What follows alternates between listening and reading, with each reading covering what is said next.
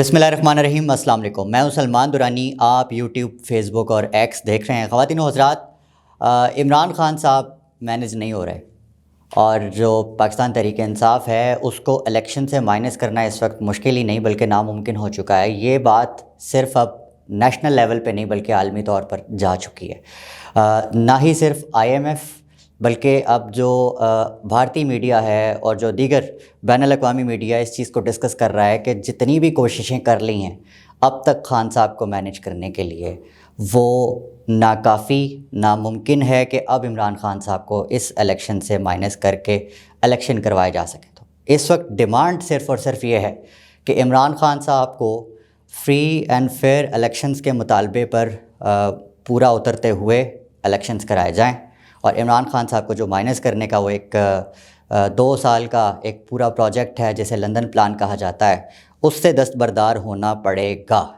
یہ میں نہیں کہہ رہا، یہ کوئی اور سیاسی لیڈر یا کوئی صحافی نہیں کہہ رہا، بلکہ یہ آئی ایم ایف کہہ رہا ہے۔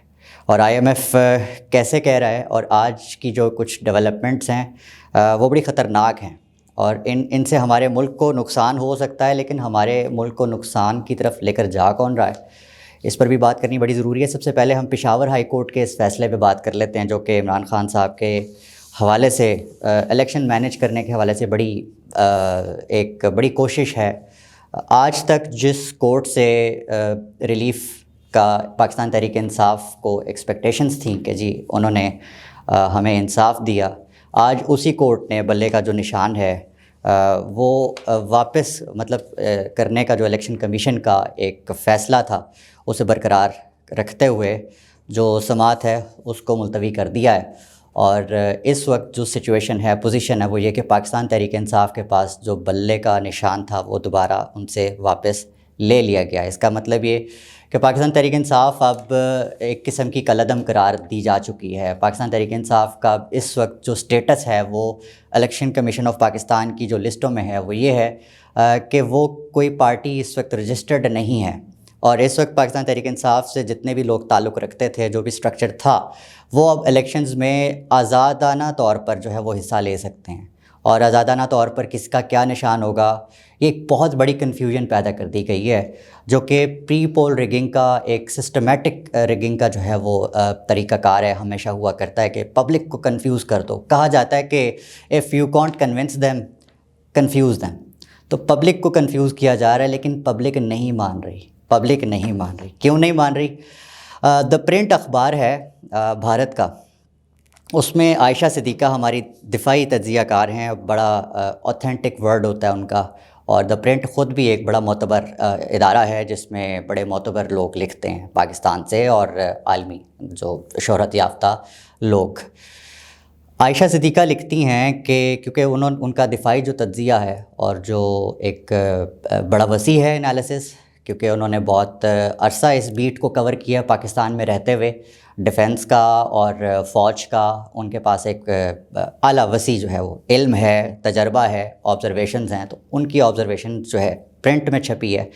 اور وہ کیا کہتی ہیں؟ وہ کہتی ہیں کہ جی اس وقت 2 سال سے تقریباً مینیج کرنے کی کوشش کی جا رہی ہے عمران خان صاحب کو، اور جو حالیہ کوششیں ہیں جس میں سب سے زیادہ امپورٹنٹ یہ ہے کہ نواز شریف صاحب کو پنجاب کا اسٹیٹ سیٹ کر کے دینا تھا اور سندھ مینیج کرنا تھا، بلوچستان اور کے پی، اس تمام میں جو اسٹیبلشمنٹ کی کوششیں ہیں عمران خان کو مائنس کرنے کی، وہ تمام کی تمام زیرو ہو چکی ہیں، کمز ٹو دا زیرو۔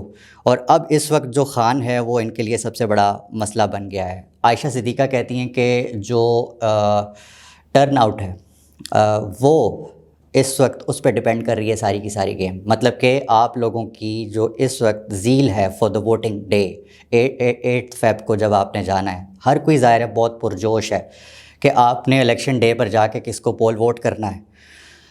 اس میں جو کنفیوژنز پیدا کر دی گئی ہیں، اور سسٹمیٹکلی آر اوز کا استعمال، الیکشن کمیشن کا استعمال، عدالتوں کا استعمال، اور جو ریاستی مشینری پوری کی پوری آپ کو کنفیوز کرنے پہ لگی ہوئی ہے۔ لیکن عائشہ صدیقہ کہتی ہیں کہ اس کے باوجود بھی آپ لوگوں کا جو جوش اور جذبہ ہے وہ ٹرن آؤٹ 60 سے 70% اگر لے گیا تو اس ملک میں جو تقدیر ہے وہ بدل سکتی ہے، وہ جو ہمیشہ اشرافیہ فیصلے کرتی ہے وہ بدل سکتا ہے. تو یہ اس وقت آپ لوگوں کے ہاتھ میں ہے.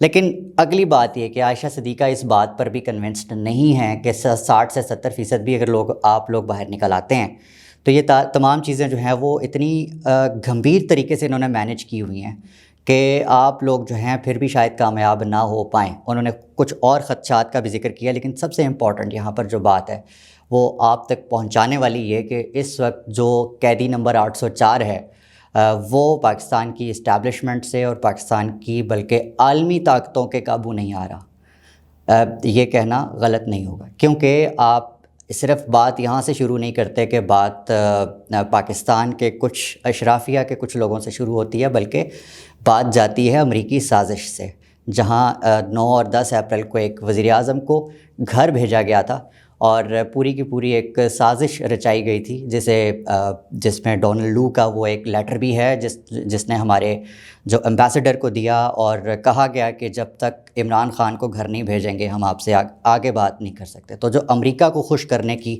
ایک پوری کی پوری سازش تھی، وہ ایک پوری اسے آپ تھیری کہہ لیں یا فیکچول کہہ لیں، بٹ اس کے اوپر ایک کیس چلا اور عمران خان صاحب اس پورے سائفر کیس میں سرخرو ہوئے. یہ بھی تاریخ ہے. اور آج وہی عالمی میڈیا اور وہی سب اس وقت عمران خان صاحب کے قیدی نمبر 804 کے اس بیرک کے آس پاس گھوم رہا ہے. میں تو یہ کہنا غلط نہیں ہوگا کہ اس وقت پوری کی پوری ملک اور عالمی سیاست جو ہے وہ اڈیالہ جیل کے ارد گرد گھوم رہی ہے، اور مرشد جو فیصلہ کریں گے، جو کہ آپ لوگوں کے مرشد ہیں، بہت سارے لوگ ان کو مرشد کہتے ہیں، تو وہ جو فیصلہ کریں گے انہی کے ہاتھ میں ہے. IMF کا جو معاملہ 2000 شہباز شریف صاحب کی جو گورنمنٹ ہے طے ہوا تھا کہ جو $3 بلین ابو کا یہ کانٹریکٹ تھا جس کو رینیو ہونا تھا، شہباز شریف صاحب کی گورنمنٹ میں ہونا قرار پایا. اچھا، ہونا بھی تب قرار پایا جب عمران خان صاحب نے دستخط کیے اور کہا کہ میں گارنٹی دیتا ہوں کہ آپ اس کو کنٹینیو کریں، اس کی کنٹینویشن میں کوئی مسئلہ نہیں آئے گا.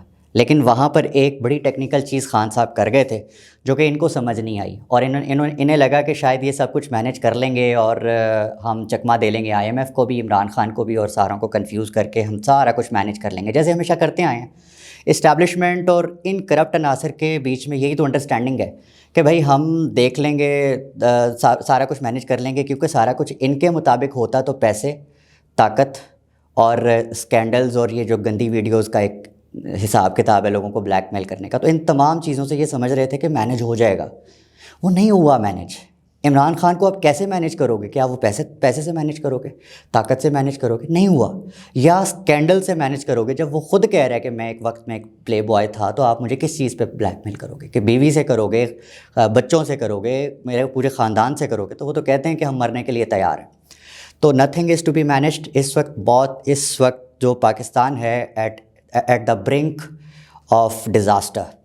IMF کا جو ایک خطرہ اس وقت ٹل رہا ہے سر کے اوپر، یہ ہم سب کے لیے بہت بڑا خطرہ ہے کہ عمران خان صاحب جو اس وقت قید میں ہیں، اور IMF کا جو کنڈیشن انہوں نے طے کی تھی وہ یہ طے کی تھی کہ میں IMF کے معاہدے کی کنٹینویشن کی تب گارنٹی دیتا ہوں جب یہ جو موجودہ سیٹ اپ ہے یہ فری اینڈ فیئر الیکشنز کروائے گا.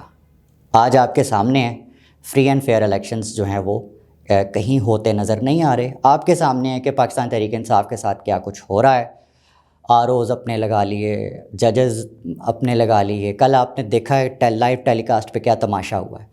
اس کے بعد یہ سب کچھ کرنے کے بعد جب پاکستان تحریک انصاف کا ایک وفد مبینہ طور پہ، کیونکہ میں اس چیز کو بھی کنفرم نہیں کر رہا، کیونکہ کچھ خبروں کے مطابق گوہر خان صاحب نے یہ بھی کہا ہے کہ ہم IMF کے کسی وفد سے نہیں ملے، لیکن کیونکہ یہ وائس آف امریکہ کی خبر ہے کہ ان کی ملاقات ہوئی ہے IMF کے ایک وفد سے، اور ان کو وہ تمام شواہد انہوں نے فراہم کر دیے ہیں جس کا تعلق پاکستان میں پری پول ریگنگ کے ساتھ ہے.